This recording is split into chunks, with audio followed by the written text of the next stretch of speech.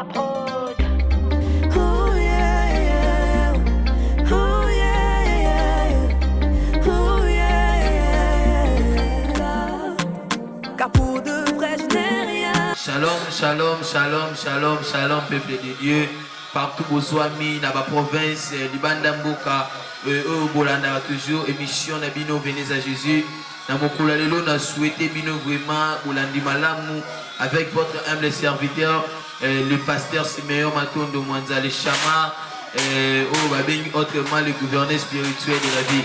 Alors, Nzambalo, la Apamboulabino, Apamboulabino, Apamboulabino, encore une fois davantage. Nabi Sibiso, que soirée à l'élo, il y a Makambo, le Seigneur a préparé à accomplir la vie na yo. Nabi Sio Kolanda Kanayo mission. Oyo Kakabasala Nzambe Kolobapo na yo. Et Nabi Sio qui n'a pas quoi l'élo, et il y a Makambo Nzambe a préparé à accomplir la vie na yo. Nana message moko pour toute la nation. Pour toute personne aux la nangai. Le Seigneur m'a mené juste pour n'aller pas problème aux autres traverser dans mon moment. Le Seigneur m'a mené juste pour n'aller détecter problème aux anamo. Les reprises n'ont se basé ming n'a pas problème aux autres se passer dans ma vie n'a pas se belé. Par réalité au bateau belé par rencontrer dans ma famille. Et n'a pas sûr que n'a pas quoi le lot. Il y en a pas ma cambo nzambe à zo accomplir la vie na yo. Dans mon cola le lot nzambe à mettre un cœur n'a parlé sur une chose aux vraiment très important. On a dit sûr que zapété, que changer chaînité. Zala awa yoka makambo nzambe a préparé à accomplir la vie na yo. Pesa nzambe confiance à travers son oin au nzambe à établir na mokolo lelo na bisio réellement que vous ne serez pas déçus. Il y a des choses nazo assuré mutu moko o azola nanga nazo assuré papa moko mama moko lenge moko o télémili dessus à poste télévision na yo na biso ki na makambo nzambe azo accomplir na vie na yo soki opesi na confiance le Bible lobi dans Mokanda de Chroniques chapitre 20 verset 20. Bible lobi confiez-vous à Dieu et vous serez affermis, mais à ses serviteurs vous réussirez. Cela veut dire secret à réussite c'est via moto et vandiner na bo abasala nzambe et pas nzambe vous en affermi mais et pas basali na ye na biso qui réussite et avantage na yo ceux qui ont se confier na maluba mosala nzambe o lobanu na mukula lelo na pokwa lelo na so siro qui na makambo belo nzambe a accomplir na vie na yo on a koba na message na ngate il y a pokwa lelo ya samedi ya lelo sans que na bonde la nzambe et na ligne si que soit mieux et je vais prier le Seigneur pour notre moment où on a maboko nzambe. Seigneur, entre tes belles sentiments tout ce qui moment on a maboko na yo. La Bible déclare l'homme ne vivra pas du pain seulement, mais de toutes paroles qui sortent de la bouche de l'Éternel. La Bible dit encore vous connaîtrez la vérité et la vérité vous affranchira. Père, nous voulons que la vérité nous affranchisse. En ce moment, nous voulons vous écouter. Père, que rien soit de nous, mais tout soit celle que de toi. Que le message y allait le Père et affermir via Motomoko. Et l'Église via Motomoko. Et apporter quelque chose dans via Motomoko. Si tu as tout au hasard qui est lié quelque part, le message y allait le Père pour apporter les guérisons et apporter les délivrances. Et c'est là au nom de Jésus. Laisse que le Dieu des esprits des prophètes a se manifester au nom de Jésus-Christ. Amen. Ok. Na lingina ibisa papa moko azola na ngai papa na ngai mama na ngai na respect nyo surtout ngai mwana na bino na pesa na bino alors na sengi na bino vraiment bo memi ngai et aussi boka maloba o elengi o aye ko apporter na bino de la part du Seigneur. Le nazo ngana le bila mama likambo moko na sur des affichés liboso ya ba poste télévision na bino ba écran na bino au mona to komi marcher sur les interdits familiales. Marcher sur les interdits familiales. Marcher sur les interdits familiales. Les amis maman likambo o nazo ngana le bila tout au long il y a mikolo nyo surtout au bokola nanga chaque samedi toujours la même heure à partir à 21h45 minutes de Boanolanda biso na rediffusion nango dimanche à partir à 15h. Olanda message même sur YouTube na Siméon Matondo officiel ou bêtise Siméon Matondo officiel na compte sa biso YouTube na Facebook idem Siméon Matondo officiel au kozwa biso pe Olanda message en long et à large. On peut comprendre des choses et des réalités de plusieurs choses. Alors le Seigneur vraiment aux occasion où il y a Kolanda la télévision na yo. Bien aimé dans le Seigneur, parfois vous en avez gâté à Koulandango à long et à large. Alors, occasion de sa milieu, alors l'andango vraiment d'aboter Bignon Sonabi. Tout ça, en ce qui concerne marcher sur les interdits familiales. Tout Tozui Mukanda Nzambe na Jérémie chapitre 35 du premier verset au 10e verset. Oh mon Dieu. Jérémie chapitre 35 du premier verset au 10e verset. La parole fut adressée à Jérémie de la part de l'Éternel au temps de Joachim, fils de Josias, roi de Juda, en ce mot. Va à la maison des Récabites et parle-leur. Tu les conduiras à la maison de l'Éternel dans une des chambres et tu leur offriras du vin à boire.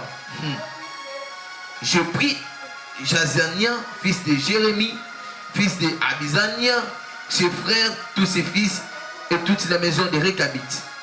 Je les conduisis à la maison de l'Éternel dans la chambre des fils de Hanan, fils de Jigdaya, homme de Dieu, près de la chambre des chefs, au-dessus de la chambre de Maséja, fils de Shalom, garde de Sei. Excusez. J'ai mis devant le fils de la maison des Récabites des coupes pleines de vin et de calices. Et je leur ai dit, buvez du vin. Mais il répondit, nous ne buvons pas de vin, car Jonadab, fils de Rikab, notre père, nous a donné cet ordre. Suivez-moi attentivement. Vous ne boirez jamais de vin, ni vous, ni vos fils. Le verset 7, et vous ne bâtirez point de maison.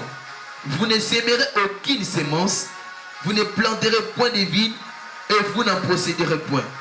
Mais vous habiterez sous des tentes toute votre vie, afin que vous viviez longtemps dans le pays où vous êtes étrangers. Nous obéissons à tout ce que nous a prescrit Jonadab, fils de Récab, notre père. Nous ne vivons pas de vin pendant toute notre vie, nous, nos femmes, nos fils et nos filles. Nous ne bâtissons point de maisons pour nos demeures, et nous ne possédons ni vignes, ni champs, ni terre ensemencée. Nous habitons sous des tentes, et nous suivons et pratiquons tout ce que nous a prescrit Jonadab, notre père. Parole du Seigneur.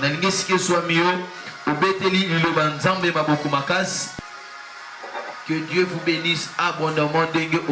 Vraiment, et tout côté un passage qu'on a vu, on a rappelé que tous le bien toujours dans mal cambo na biso ezali marcher sur les interdits familiales. Bien aimé dans le Seigneur, dans la biso eloko moko, tant Bible ezali biso marcher sur les interdits familiales. Ça veut dire ngala banga baloba, totambola likola bo pegisa monyo surtout ya famille. Bien aimé, même le monde spirituel, le monde physique, ils ont résidé dans l'interdit. Babiloko aussi, le monde spirituel, même le monde physique, ils ont interdit. Au monde même ici, dans la parcelle, nous sommes au côté sika. Au monde Bible, nous sommes au côté du pan de bison sika. Mais il y a pas que na kati le pan de bison. Tous ont interdit moro. Parfois le pan de bison tu yamba te belete. Parfois le pan de bison sont au côté des interdit na bison. Et ça que nengo zawana na kati le pan de bison au côté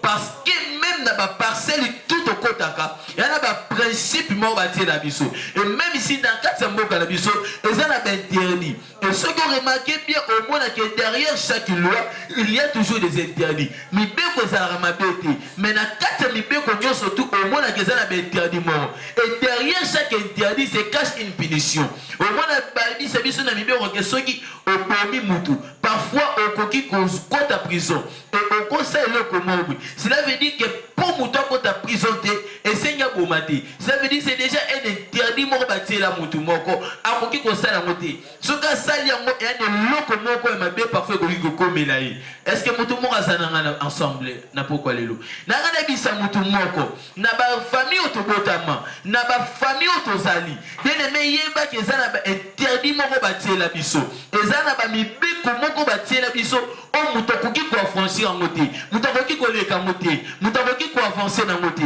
bien aimé na biso que ceux qui interdit mo za na famille na bino bino nyo surtout bo de meyo na simanangu yeba que ceux za na interdit mo ko télé na bino bino nyo surtout bo ko avancer té au moins dans la famille moussous parfois quand le biso deux interdit biso baba la raté beaucoup remarquer interdit n'est na famille ba remarquer interdit na famille quand ba remarquer interdit na famille lorsque vous tel na famille na bino bon vivra toujours bino surtout ba situation mon pareil bon vivra toujours ba situation mon jumelle na famille oh na famille na biso abalaté oh na famille na biso abalaté oh abalaté bon cause la bino surtout ko ba na génération ba kokoti ba kokolo le petit na génération na bino bon vivra toujours dans situation moko oh bino surtout pour essayer pour s'en sortir na mo mais jusqu'à maintenant pour faire effort na bino mais pour essayer pour s'en sortir na mo te yeba que tant vous vivra ba makamwana yeba mo que directement eza interdit moko o etelemi na bino oh bino bongi ko franchir na mo te bino bongi ko leka mo te et comme ndelo moko o etelemi na bino enfin que boke ni na chemin succès na bino te bien aimé yebe loko moko na biso loko moko ezalaki na kati na Égypte ezalaki na mutu mo na kati Égypte bano benga Pharaon o azwa ba Israël a komisa bango ba captif na bango azwa ba Israël komisa ba captif na ye azwa bango a komisa bango kwa ba umbu interdit moko tela bango ba koki jamais kobima ba koki jamais ko déplacer ba koki jamais kobima na kati ya mboka mais ye bango eloko moko et ce qui a fait en sorte que quand Moïse a kobimisa bana Israël alinga kati na bango directement armée mobimba ya Égypte bandi kolanda bango qu'est-ce qui a fait en sorte que armée mobimba ya Égypte balanda bana Israël c'est par rapport aux interdits au batela bana Israël na biso loko moko à chaque fois que tu es là au bondela nzambe nzamba délivrer vina yo au bondela nzambe nzamba kangula vina yo mais ti lelo vivre la délivrance na vina yo te yeba que à chaque moment que ozolinga obima na kati Égypte yeba que Pharaon otika oti ce qui Pharaon a libéré yo malgré que au bois qu'il est malade mais yebe loko moko akola ndoti na chemin mer rouge na ngana ebisa mutu mona pourquoi lelo mutu moko na ndanga pourquoi lelo tika te Pharaon surtout la nda vina yo akuya na kombo Yesu Pharaon surtout contre ya vina yo akuya na kombo Yesu tika te mer rouge et englouti Pharaon pena ba soldat na kombo Yesu bato tout o bazo telemi na vina yo ba placer interdit na famille na bango ba placer interdit na famille na yo na quoi ici bango et c'est là au nom de Jésus et na ningi moto moko abeti na nzambe maboko makasi esika zwamie na ningi moto moko aloba na pokwa lelo loba bien na pokwa lelo beta maboko loba na pokwa lelo onaweka mtu mmoja loba bien na pokwa lelo loba na pokwa lelo ngana bimi na kati ya interdit na kati ya mibeko nyoso tu on va placer là na famille loba na bimi loba ngai na libota na ngai tobimi loba ngai na libota na ngai tobimi lobeta maboko loba encore une fois loba ngai na libota na ngai tobimi et cela au nom de et cela au nom de na nimo to moko abeti na nzambe maboko makasi esika zwami oh je sens déjà l'onction de Dieu et ça toucher moto moko oh sola na ngana direct na pokwa lelo na ngana biso loko moko to tu kotanga passage moko et na passage to tu kotanga baso parler biso na famille moko ba bengi mona famille Rekabit famille Rekabit bazaki na koko na bango moko na kombo Rekab koko la bango Rekab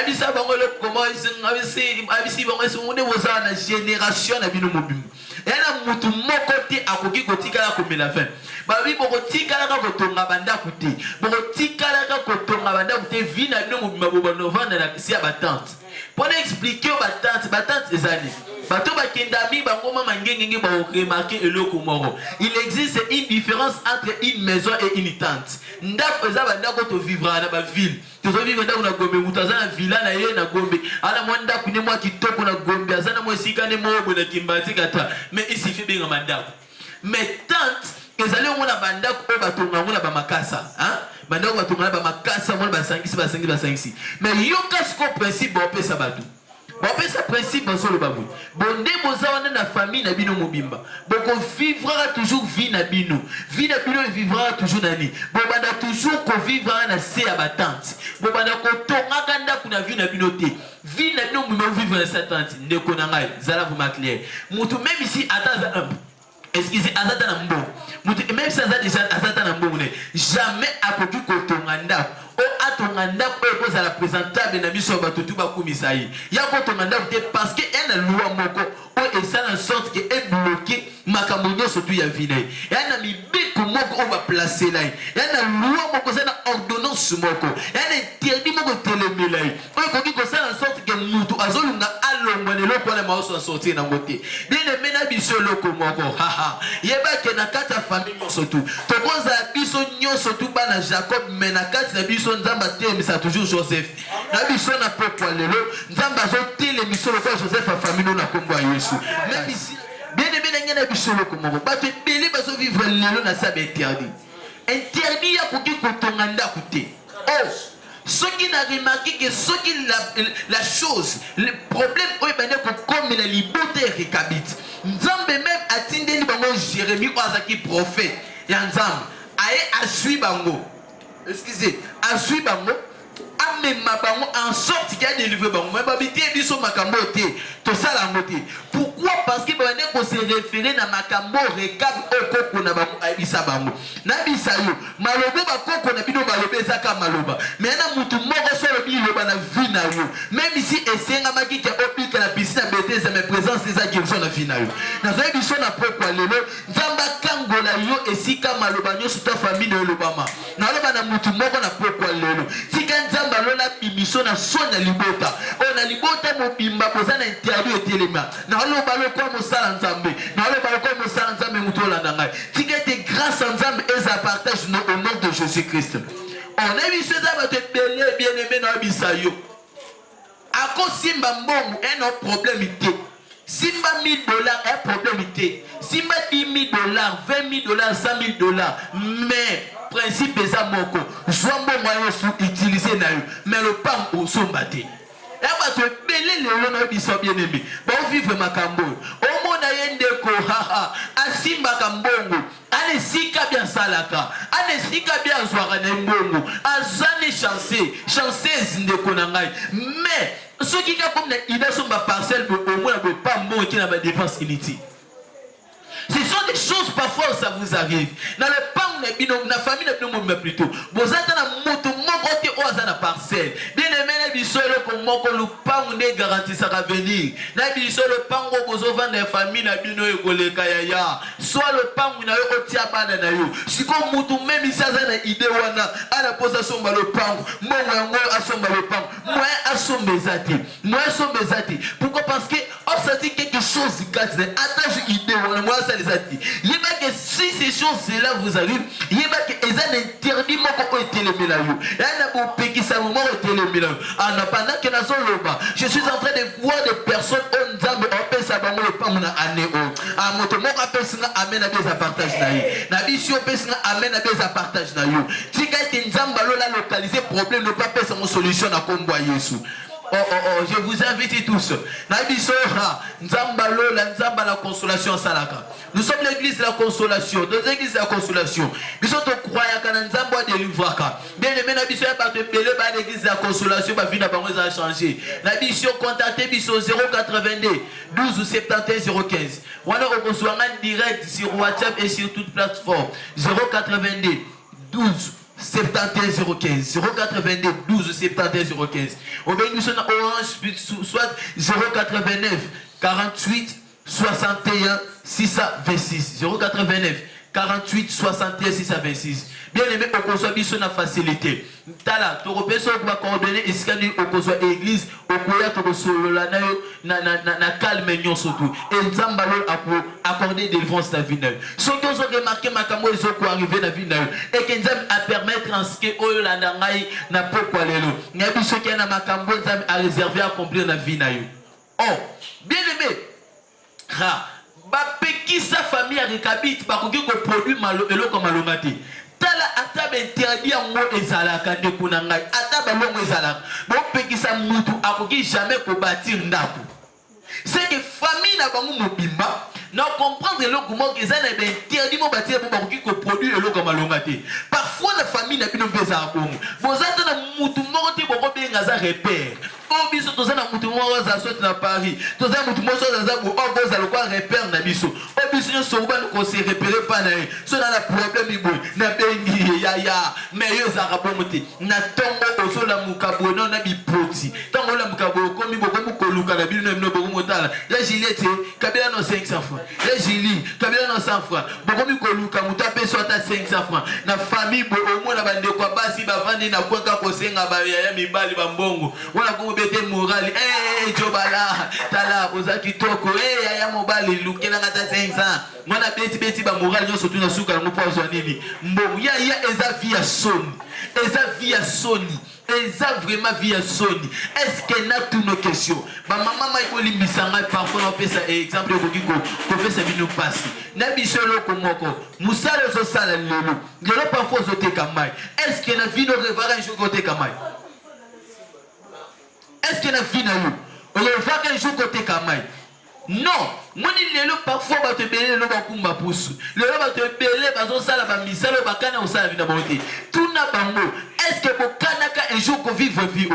Ah biso te papa na kana vie au té. Na kana qu'on vive vie moi malunga. Na kana qu'on vive vie moi qu'on a va na ba commune moi qu'on développer na kenda be tata moi tout na ba Dubaï na zoma. Ba to ba sala ba voyage ba tout de Dubaï va na so ba lekio ne lokote ya. Na biso ba lekio ne lokote parfois que tu l'équipe on a kitoko. So biso na vandi si ba on a tie yo na tie na bango yo l'équipe on a kitoko. On l'équipe on a kitoko. Mais qu'est-ce qui fait que bango ba réussir mais yo réussir?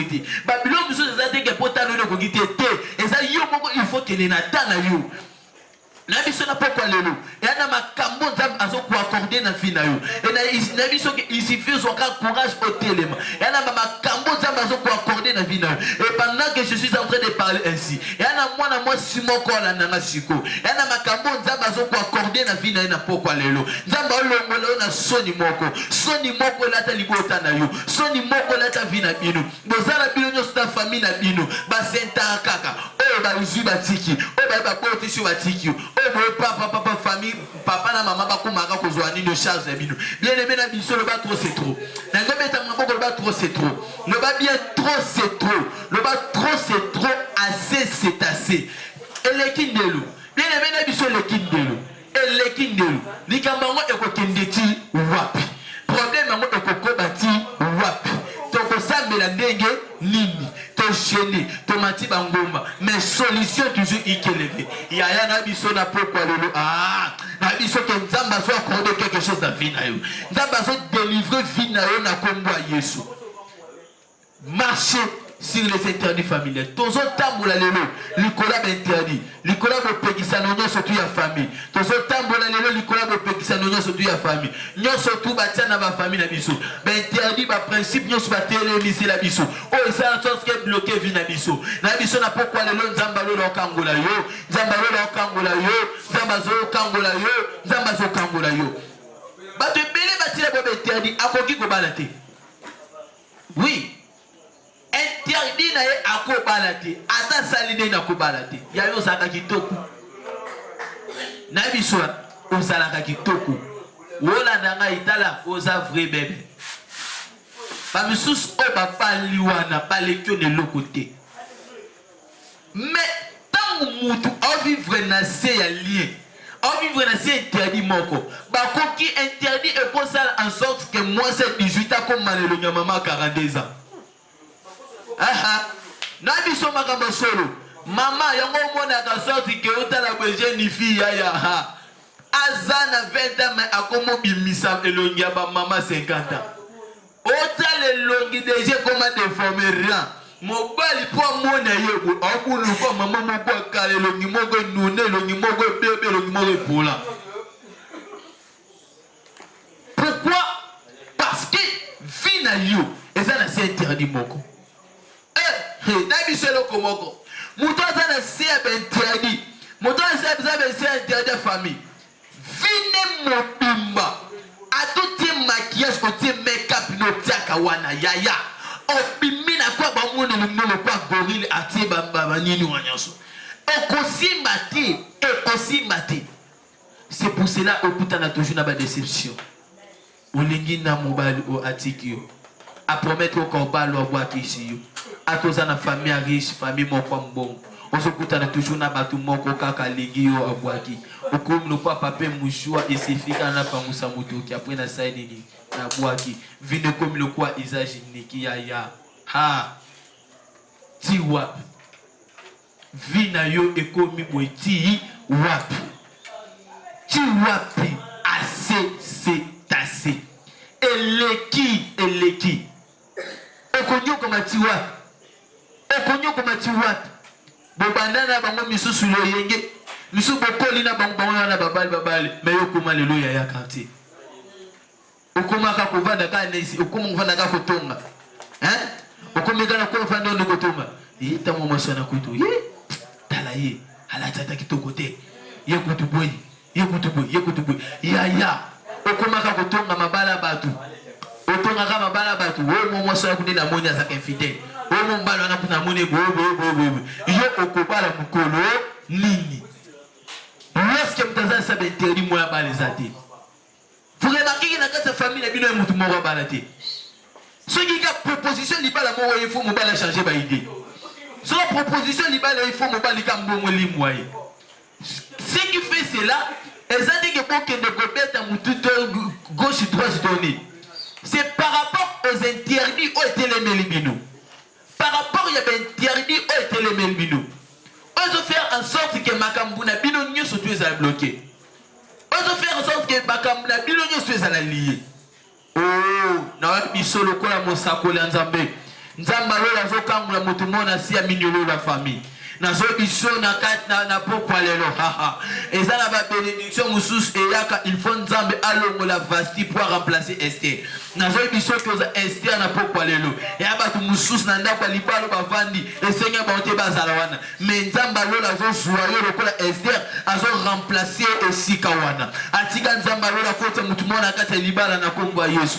Na loba na moi si moko na ndangai. Moi mars ici le beauté. Il faut vivre le beau Nzambe na makambo. On peut singa amen à bien partager na yo. On peut singa amen à bien la visiter. Oh, j'aimerais qu'une personne acclame très fort pour notre Seigneur Jésus. Rakayabo Santa Yaba. Ramayabo Sente. Ha. Ezaba te belé. Nabi sona pourquoi lelo. Ba te belé ba tila ba interdit moko ninga zana ko kigulata malongate. Akoki kolata malongate yaya.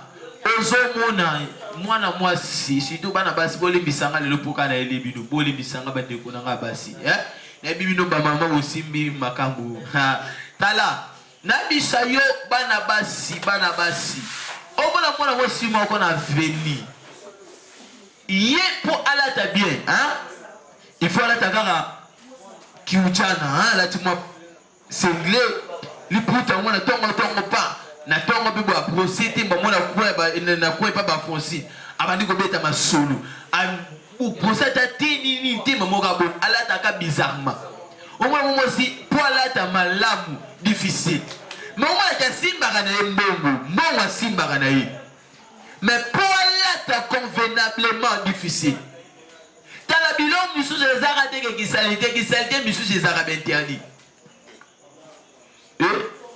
na biso makambo solo. Na biso makambo solo bien aimé dans le Seigneur. Tala, qui salité monsieur se vivre en lelo, monsieur ça interdit. Yena vine bâti l'interdit moi ko sanika propre, des fois sanika salité. Pour la salité.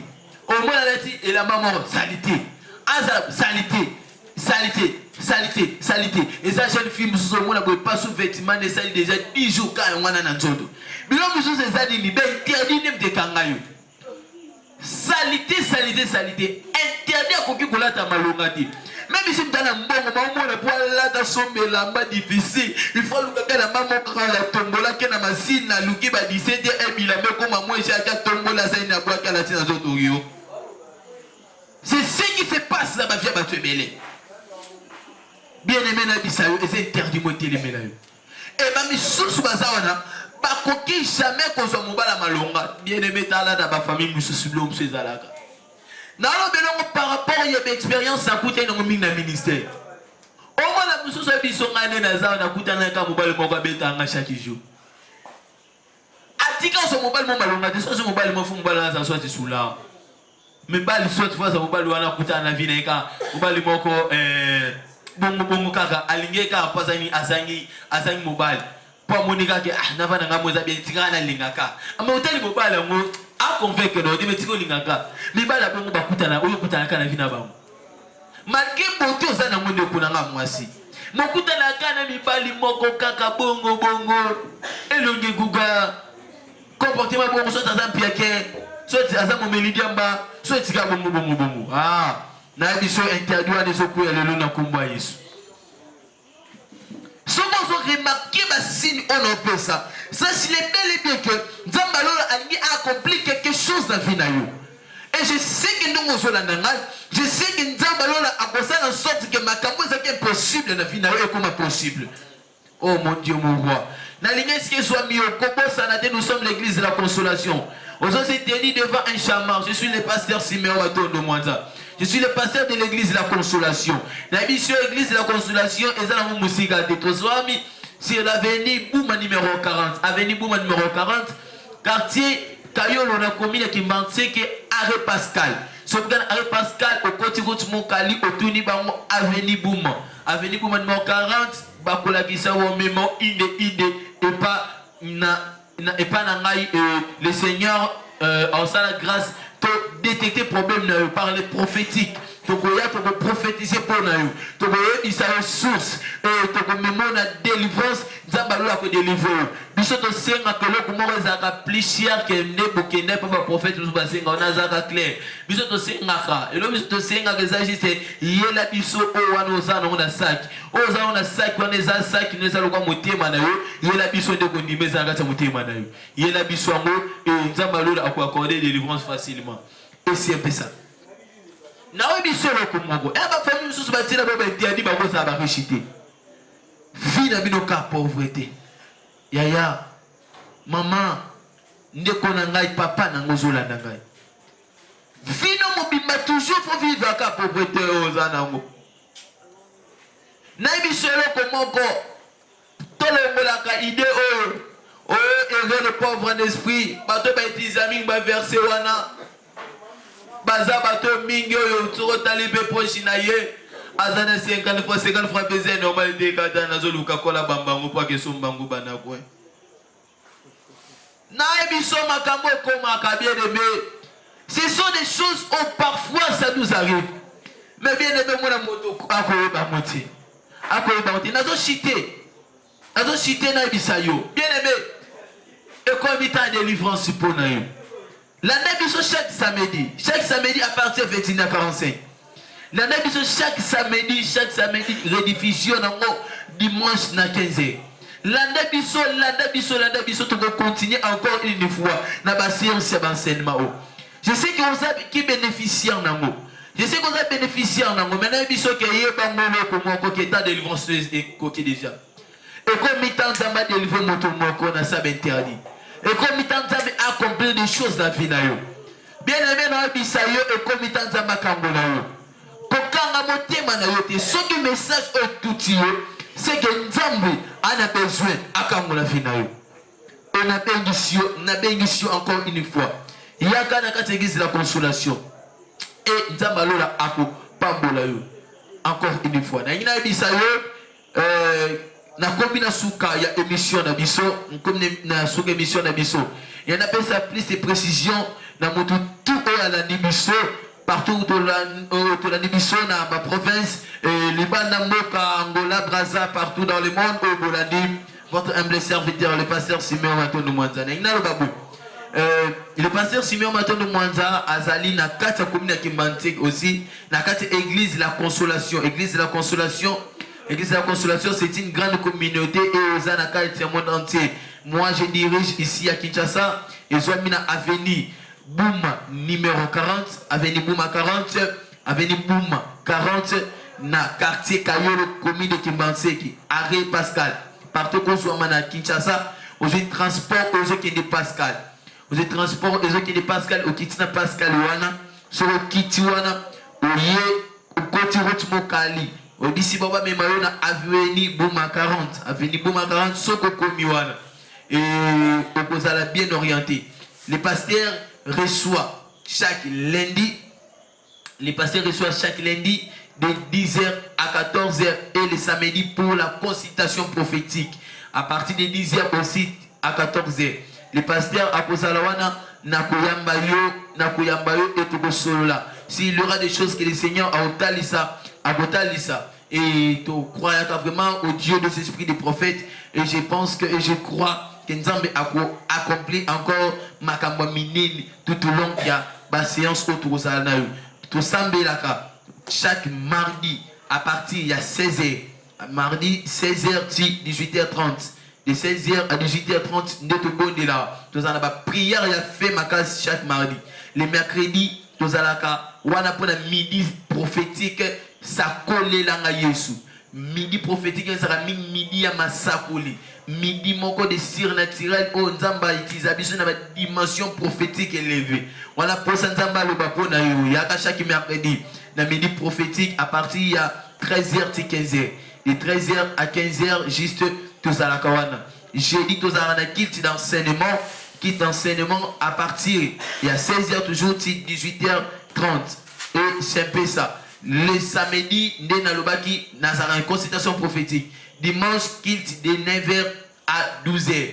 Quitte d'adoration de 9h à 12h et après prière aussi Nayambara aussi quelques personnes au Bautara Libanda pour na kosolo la nangai na kozalawana pour na yambayo tête à tête. Et il y a aussi une école de prophètes, lundi, mercredi, vendredi, à partir il y a 17h, 19h, tout fait ça en cours sur les prophétiques et le monde de la voyance. Au désir les prophétiques et la voyance, on a vraiment invité chaque lundi, mercredi et le vendredi. Et le bon Dieu ne manquera pas de nous bénir. On a besoin d'enseignement sur YouTube, Kende na Simeon Matondo officiel, bêta Simeon Matondo officiel sur YouTube, au s'abonner, au taliba vidéo, et zawana au moment de la vidéo, tout ça sur les prophétiques, le service prophétique, tout ça il y a un kit nabisoana, ils sont en ligne, au côtoir au moment d'ango. Sur Facebook, au bêti Simeon Matondo officiel, au aimer, au s'abonner aussi, au comment on a information nabisonia surtout, et zawana en long et en large. Au Soabiso na ba nyon surtout au recul au Soabiso. Na WhatsApp 082. On peut contacter biso 082 12 ou 71 015. Les numéros mo ezalaka disponible à chaque instant, chaque moment. Oyamba secrétaire te oyamba nante oyamba ngamoku. Oyamba ngamoku 082 12 71 015. Soit en orange 089 48 61 626 089 48 61 626 au Bengi Bisso et le bon Dieu ne manquera pas de nous bénir abondamment. Que le bon Dieu vous bénisse encore une fois davantage. Nangina bisa mutu moko que soki oye na biso que miracle moko ezila yo. Yana surnaturellement Nzambe abongisi a accomplir vraiment na vie na yo. Et je sais que Nzamba lola a posé na te ko pambula yo. Enseignement est touché, enseignement est sépélition. Le bino est là pour ça comme partenaire. N'a comme pour soutenir œuvre, n'a soutenir église, n'a soutenir Moussa, n'a soutenir émission. Ce n'est pas un problème. Pour contacter biso na ba numéro wana au bengi biso, je souhaite être partenaire, n'a contribuer même à $1, $2, $3, ce n'est pas un problème.